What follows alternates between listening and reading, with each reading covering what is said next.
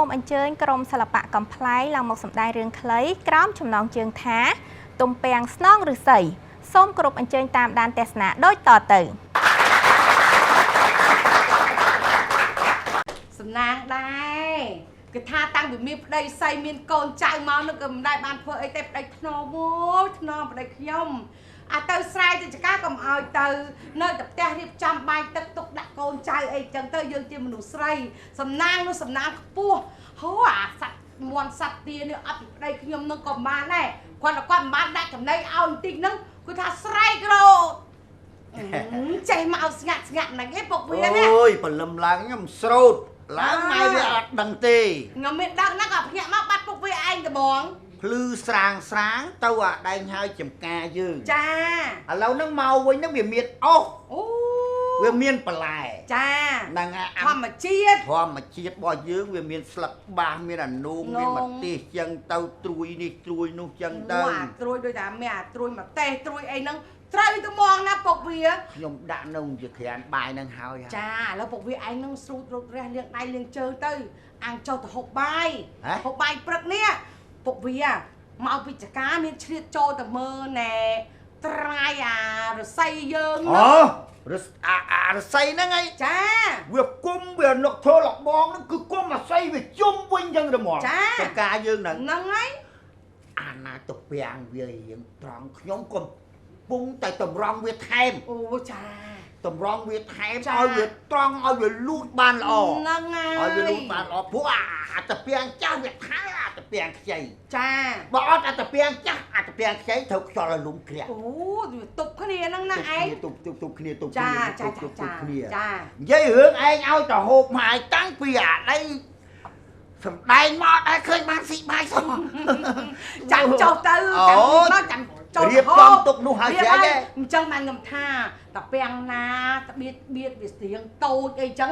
ឯងជីកមកឯងកាប់មកយកមកខ្ញុំស្លប្រហើតាពាំងឯងភាសាព្រោះបងឯណាឯងចង់ខជើងជ្រូកតាពាំងអីខ្ញុំនឹងធ្វើខតាពាំងជើងជ្រូកឲ្យពុកវាឯងភាសាឆ្ងាញ់ញមងឆ្ងាញ់ញមងអញ្ចឹងណាបើថាតាពាំងនឹងវាមានប្រយោជន៍ឆ្ងាញ់ណាស់ឯងច្រើនអាស័យវាមានប្រយោជន៍វាមកមានប្រយោជន៍ច្រើនណាស់ចា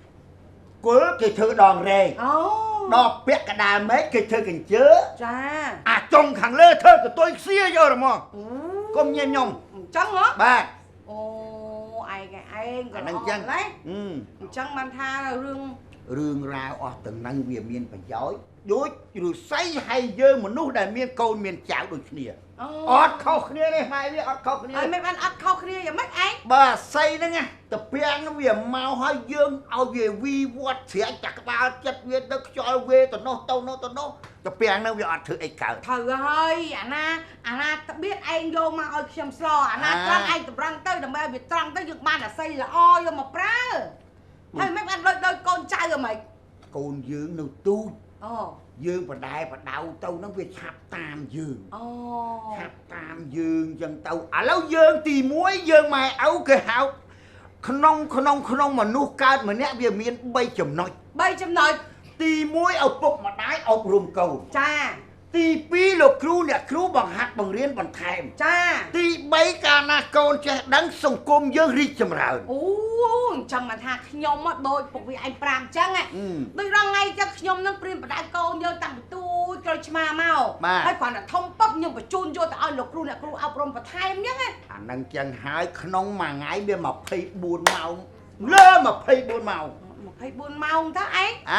លើ24ម៉ោងហ្មងយើងយកទៅផ្ញើនៅគ្រូតែ8ម៉ោង8ម៉ោងទេតែកូនមកនៅជាមួយយើងនេះចា16ម៉ោងរៀបសួរឪសួរម៉ែ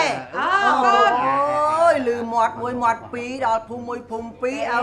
ចែកគ្នា16ម៉ោងនិង8ម៉ោងហ្នឹងកូនអូបាទឪយាយកូនមកហ្នឹងមានតំណែងល្អប្រាប់ឪប្រាប់ម៉ែតំណែងស្អីបាទកូនធ្វើតេប្រឡងជាប់អីទៅបុគ្គលិកក្រុមហ៊ុន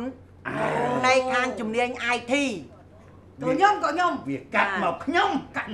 តែកាត់ពុកវាឯងស្អីអូខ្ញុំដឹងតែមេជីវិតឪពុកម្ដាយទៅបានខ្ញុំប្រសូតចេញពីអូតូបាទបើកាត់បានតឯងហ្នឹងវាស្រីហើយកាត់បានមកខ្ញុំវាប្រុសនេះអញ្ចឹងហ៎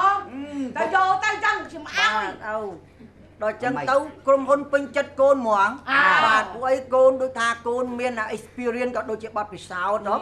បាទផ្នែកខាង IT technology ហ្នឹងកុំព្យូទ័រនោះកូនវាយយើងតាំងពី Word Excel Access អី PowerPoint អីបាក់កាផ្លេដោយសារគុណពុកគុណម្ដាយឲ្យថវិកាទៅសិក្សារៀនសូត្រហ្នឹងបាទហើយក្រុមហ៊ុនឡូវឪហើយម៉ែក្រុមហ៊ុនឡូវគាត់ត្រូវការបុគ្គលិកអ្នកជំនាញដែលមានបទពិសោធន៍ពី1ឆ្នាំទៅ2ឆ្នាំ1ឆ្នាំទៅ2ឆ្នាំ2ឆ្នាំទៅ3ឆ្នាំទៅគេឲ្យអតិភិបបាទអាចចូលទៅសម្ភារមុនគេបានណាឪបាទអញ្ចឹងខ្ញុំឆ្ងល់ឪឆ្ងល់ស្អីចង់និយាយថាឧទាហរណ៍បើយើងជ្រើសរើសក៏ដូចជាជ្រើសរើសគូសកលយើងត្រូវការមានបទពិសោធន៍ដែរបទពិសោធន៍ជ្រើសរើសប្រពន្ធដែលមានបទពិសោធន៍ដូចក្រុមហ៊ុនចឹងបាទត្រូវការជ្រើសរើសប្រពន្ធមានបទពិសោធន៍ហើយឬមួយក៏មិនខ្ញុំឆ្ងល់ទៀតហើយបាទហើយចង់និយាយថាបើសិនជាកាលហ្នឹងឲ្យឯងចូលស្ដីដណ្ដឹងអាម៉ែបាទចូលស្ដីដណ្ដឹងអាម៉ែតើឲ្យឯងទៅសម្ភារមុនហ៎មុនហើយវាបណ្ដាណាធ្វើតេស្តមួយណាវាពាក់ព័ន្ធនឹងអីកូនអូផងអញធ្វើតេស្តសិនពាក់ពាក់ព័ន្ធនឹង employer កូនស្អីគេចាស់ពីចំនួនឪគេមិនយកអាប្រៀបធៀបទៅធ្វើការក្រុមហ៊ុនគេមានពិនិត្យអីបើអីចំណេះដឹងទូទៅអីចឹងទៅបានចឹងឲ្យមានដាក់ CV សម្ភារម៉ែមុនចូលរោងជ័យអត់ទេគ្រាន់តែទៅពិនិត្យមើលអាកប្បកិរិយារបស់ម៉ែខ្លួនឯងហ្នឹងការរកស៊ីស្ត្រីខ្មែរលេខ1បាទអត់មានលហេតុហាច់ឲ្យគេដើរបេះលហុងទេអូយអត់សោះដបងហើយបានជាឪហ្នឹងចូលទៅដឹងតាមច្បាប់ហ្នឹងគឺជាប់ចំណង5កាបានកូនឯងហ្នឹងមកហ្នឹងបាទឪស្អីគេឯងពូទីសួរបាទអូនស្ដាប់ឮតន់កទួយពាកបងឯងមិញហ្នឹងហើយហ្នឹងបុរាណណាគ្រួសារបងឯងបុរាណហ្មងបុរាណងោមហ្មងបាទហើយសម័យនេះហើយបងឯងនៅធ្វើអារិញចរិតមួយបរទេសគោជីកកង់កាចាស់ដើរត្រឹកវាអត់ទាន់សម័យ version វាអត់ឡើងអត់ទាន់គេ version ទៀតបើពុនកូនខ្ញុំបើកសិទ្ធិសេរីភាពគេហៅថាប្រជាធិបតេយ្យបើកឲ្យពេញលេញ 100% ឲ្យវាទាន់សម័យគេនៅដូចគ្រួសារពួកឯងបុរាណពួកឯងចង់និយាយថាពុកម្ដាយខ្ញុំដូច iPhone 11 Pro មែនវាស្អីទៀតហ្នឹងបុរាណណែលោកអូនណាក្រុមគ្រួសារលោកអូនឯងសម័យទំនើបបាទសួរមួយមើលប្រពន្ធកូននឹងមានការងារធ្វើហើយនៅហើយកូននឹងជំនួសដៃជំនួសជើងបានអត់បើតាមខ្ញុំឮវិញណាគ្រួសារនេះឆ្អឹងហ្នឹងហ្នឹងហើយបងអូនឆ្អឹងហ្នឹងអូយគឺថាមិនដែលឮសក់សบายអីទេមែនអត់ឮគេថាទេឮថាពេលខ្លះដូចចាស់គាត់ចំណាំនិយាយអញ្ចឹងជាគៀងចរណាភ្លឺទៅហ្នឹងកូនខ្ញុំ2នាក់មានក្រុមគ្រួសារមានការងារធ្វើទៅអូអាកដាលអាពៅបងឯងនៅរៀនឥឡូវហ្នឹងពេលខ្លះគូគិតសាលាតិចតួចឥឡូវហ្នឹងរៀបចំគិតផ្ទះដាប់ដើមិនទៅមិនទៀតហីបាទបាននិយាយពីទំនើបអូពេលបាយពេលទឹកទូរស័ព្ទជាប់ដៃកាន់ដាក់ឈរនៅមុខចាអូហត់អីហើយបាយម៉ាត់អូភ្នែកញោមហើយភ្នែកញោមហើយភ្នែកញោមភ្នែកញោមហើយទាន់សម័យគ្រូតាខ្ញុំទាន់សម័យតែខ្ញុំភ្នែកញោមបែបតាកាត់បែបតាពាក់ទៅបាទចង់និយាយថាកូនពូទាំងអស់គ្នាដែលលើថាវ័យចាប់ពីលើកពី18ឆ្នាំឡើងទៅដែលប្រកបរបរចិញ្ចឹមជីវិតរាល់ថ្ងៃហ្នឹងបាទកូនពូហ្នឹងអត់មានសមាជិកណាខ្លះដែលត្រូវបានទៅចុះឈ្មោះក៏ដូចជាពិនិត្យឈ្មោះបោះឆ្នោតអត់ទេនៅតាមសាលាគុំសង្កាត់កូនខ្ញុំអាធំគ្រប់អាយុបើនិយាយទៅវាមិនមានអីប្លែកទេមានគ្រួសារអីធម្មតាអញ្ចឹងណាលុយកាក់អីទោះជាគាត់មានគ្រួសារអីមកសុំខ្ញុំចាយធម្មតាទេចាមកទៅពេតឲ្យយកនេះខុសទេយើងពុកតែត្រូវតែឲ្យគាត់ចាយគាត់អត់បាទយើងត្រូវជួយជួយកូនអាការងារដែលត្រូវណែខ្ញុំប្រាប់ថាណែត្រូវតែមើលឈ្មោះបោះឆ្នោតហើយបើមិនទាន់បានចុះឈ្មោះទេចុះឈ្មោះបោះឆ្នោតខ្ញុំប្រាប់ឲ្យអស់ហើយបើតែសំខាន់គាត់អត់រវល់គាត់អត់គិតគូរ និយាយរួមមកយើងបើសិនជាយើងជាប្រជាពលរដ្ឋខ្មែរដូចជាយើងអ្នកស្នងនៃសង្គមជាតិមួយជាអ្នកបន្តវេនអញ្ចឹងប្រជាពលរដ្ឋក៏ដូចជាបងប្អូនដូចជាបងប្អូនអញ្ចឹងដូចជាក្មួយដូចជាកូនពូអញ្ចឹងណាត្រូវទៅគេហៅថាយើងត្រូវតែមានសេចក្តីនៃអប់រំខ្លួនឯងនឹងឲ្យមានចំណេះចេះដឹងពងខ្ពស់សិលធម៌និងវិជ្ជាជីវៈបាទហើយព្រមទាំងយើងចូលរួមទៅការពិនិត្យបញ្ជីឈ្មោះនិងការចុះឈ្មោះបោះឆ្នោតជាពិសេសឆ្នាំ2025ហ្នឹងហ្មងបាទគេចាប់ផ្ដើមពីថ្ងៃទី1រហូតដល់ថ្ងៃទី26ខែឧសភាឆ្នាំ